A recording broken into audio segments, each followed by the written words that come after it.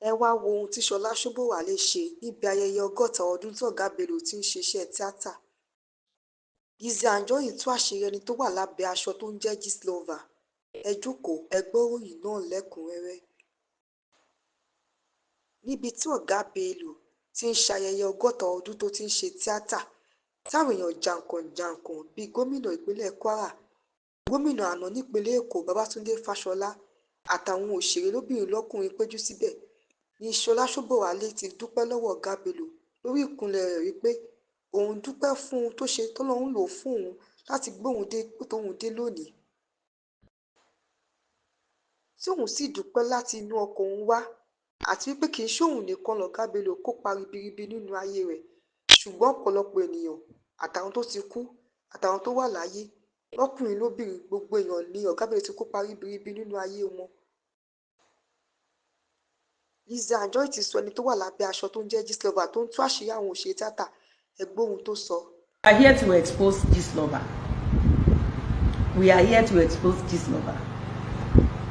Mo bí tèmi mo dẹ̀ fẹ́ rí wọn. Èmi ò ní bá yín kún àwọn tó ń pa ọmọ ọlọ́mọ lẹ́kún jayé bíi Gistlover tó ń bá yé ọmọ ọlọ́mọ jẹ́. The show that I did yesterday, Gistlover knew wípé mo ń try láti jí SAMLARRY lójú oorun ẹ̀. Èmi dẹ̀ ti mọ̀ pé wọ́n Gistlover mo ń bọ̀ wá throw SAMLARRY àti Naira Marley under the truck.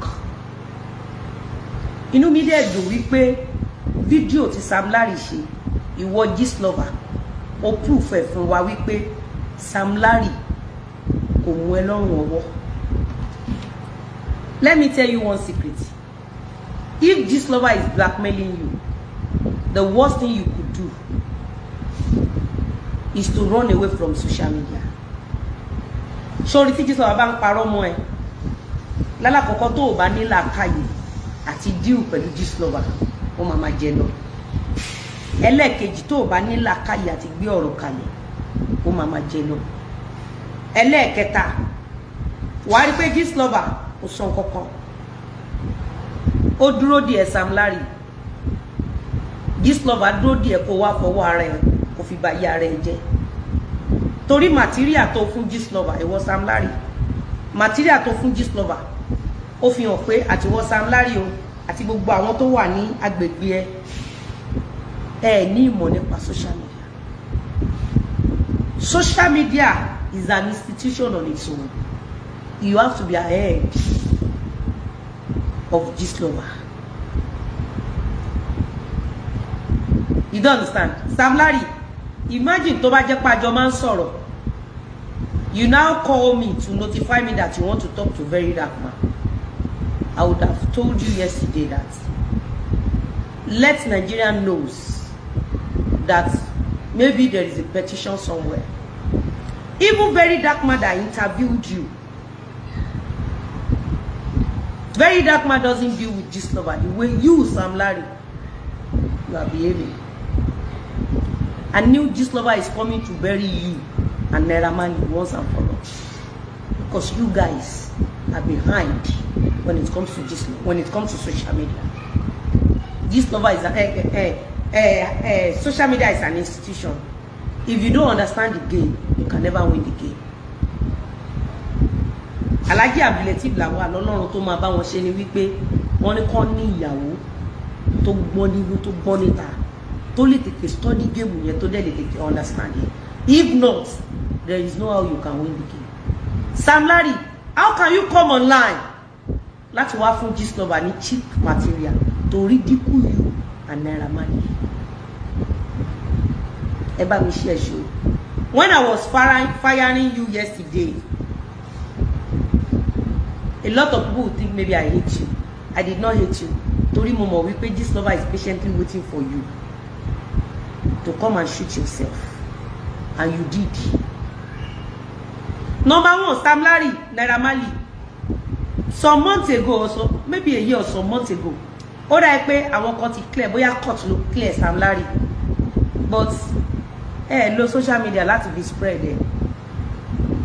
People will continue to hold you as the killer of Mohbad because you guys are not ahead of your enemy.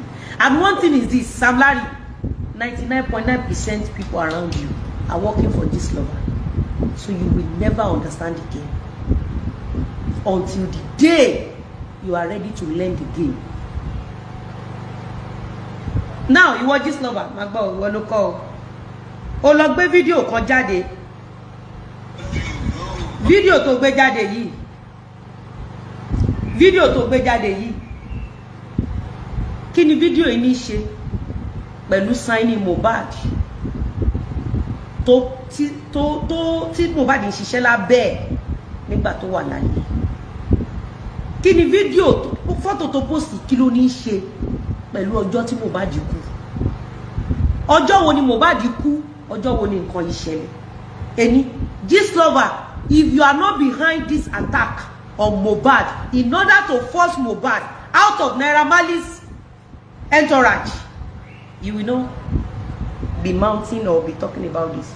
This lover, I can authoritatively put my hand on my chest that you are behind this attack on this Mohbad because you want Mohbad to leave Naira Marley to come to you. And he did, because you know too much. This lover, èmi máa gbé ẹrẹ lẹ́ni, èmi máa finish her off. Finally, èmi máa destroy her beyond repair. Ó mọ̀ pé àwọn Sam Larry àti Naira Marley wọn ò ní ẹbí tó wà vocal. I am not supporting Sam Larry or Naira Marley, like I said. If they have hands in Mohbad's death, let God judge them. But I will not watch you this lover. I will not watch you destroying the glory of this country. Tó bá jẹ́ pé mi ò kì í ṣe speaker, you this lover, you lied that mo lọ jí 91,000 nínú Ìdúmọ̀tà tó dẹ̀ mọ̀ pé wọ́n ló lé ambush síbẹ̀ fún mi. Báwo ló ṣe fẹ́ kí n gbà ẹ́ gbọ́ pé Sam Larry ló ṣe Mohbad báyìí? If you can put people, see Tom Jones, tó dẹ̀ parọ́ fún àwọn èèyàn pé mo jí 91,000 naira, you this lover, you are the one behind the attack that made Mohbad to be like this, not Sam Larry, not Naira Marley. Because you already pick some people that are close to Mohbad, Sam Larry and Naira Marley. They are underneath working for you. They are underground working for you. So, o máa bi wọ́n kí ló ṣẹlẹ̀ sí Naira Marley, o máa bi wọ́n kí ló ṣẹlẹ̀ sí Sam Larry, o máa bi wọ́n pé kí ló ṣẹlẹ̀ sí Mohbad. Tí Mohbad bá lọ síbi kan, ìwọ nìkan ló ní information ibi tí Mohbad lọ, this lover. Sam Larry, Naira Marley ló lọ mú Mohbad ló sọ déyàn. Sam Larry ló máa ń gbé Mohbad kiri tó máa ń ṣoore fún. This lover, àbó ti gbàgbé pé ó ti purọ́ mọ́ mi pé ọkọ tí Lizzy fẹ́ ló lọ́mọ mẹ́rin. At the end of the day, I realize pé àní kankan nínú ọmọ mẹ́rin. Ó dẹ̀ sọ fún gbogbo àgbáyé pé Mr. Lawal ló lọ́mọ mẹ́rin. This lover, ó tún pe Sanwó-Olú lé mi lórí, ó pe Tinubu lé mi lórí, ó pe gbogbo èèyàn lé mi lórí. Ó dẹ̀ mọ̀ páwa ti ní evidence lọ́wọ́. Ó dẹ̀ mọ̀ páwa kọ́ la lọ́mọ bọ́n torí pé ó fẹ́ gba bára. Attack tán fún mi ní Tom Jones. Ṣé bí ọ̀rẹ́ Fọlá Sàríyù tímọ́tímọ́ ni? Àbí tí ìwọ this lover tó bá jẹ́ pé ò lọ́wọ́ nínú attack Tom Jones, kí ló dé tó ṣe change narrative from fake account to reverse transfer to gold? Ó dẹ̀ tún sọ wọ́n ní wọ́n bá gold lára mi.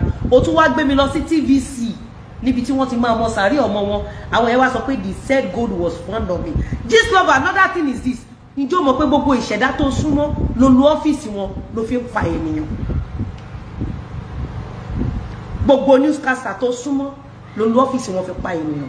Gbogbo ẹ̀dá tó súnmọ́, gbogbo ìṣẹ̀dá tó súnmọ́ ló lu ọ́fíìsì wọn fi pa ènìyàn. I am one of your victims. For TVC to have come online láti sọ wípé the said gold was found on Lizzy Anjorin. This lover, you are the one behind this attack, not Sam Larry. Sam Larry is just a dumb human being. Sam Larry is a fool when it comes to social media.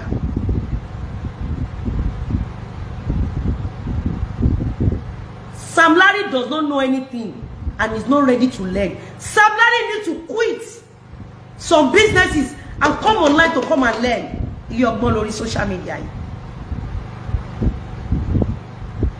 Ìwọ this lover, who tó bá mú ẹ tó fi lọ dènà dè mí ní Tom Jones.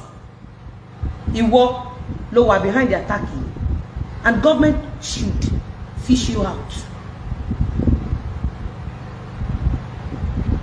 You this lover, government should fish you out. You are behind this attack.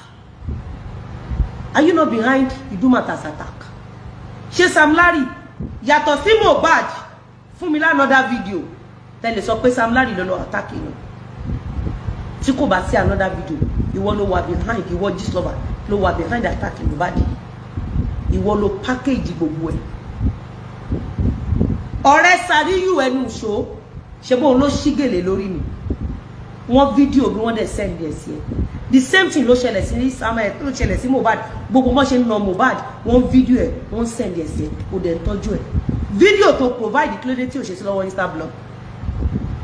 Àwọn video evidences to provide nípa Mohbad is enough evidence that you, this lover, you are behind Mohbad's death.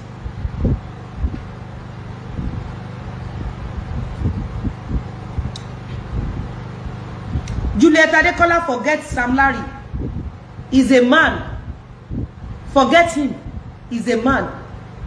If you are a married man, you will understand SAMLARRY. SAMLARRY thought he's still talking to his wife.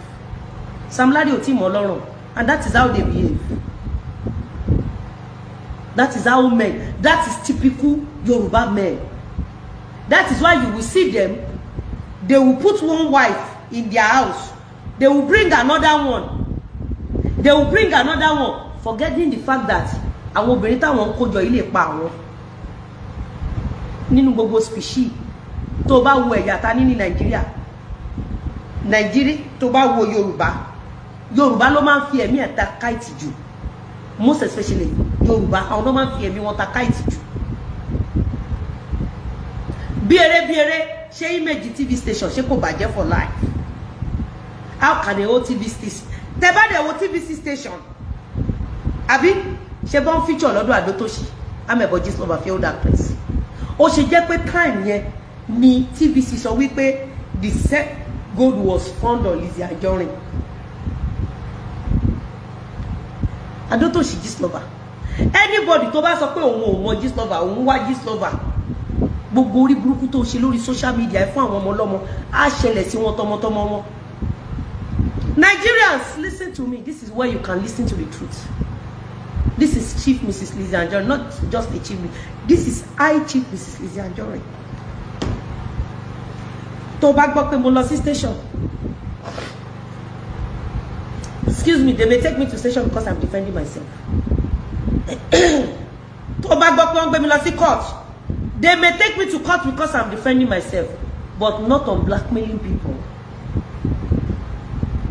Not stealing from people, not doing bad to people. Ibi tọ́rọ̀ náà máa já sí kò sẹ́ni tó mọ̀ báyìí.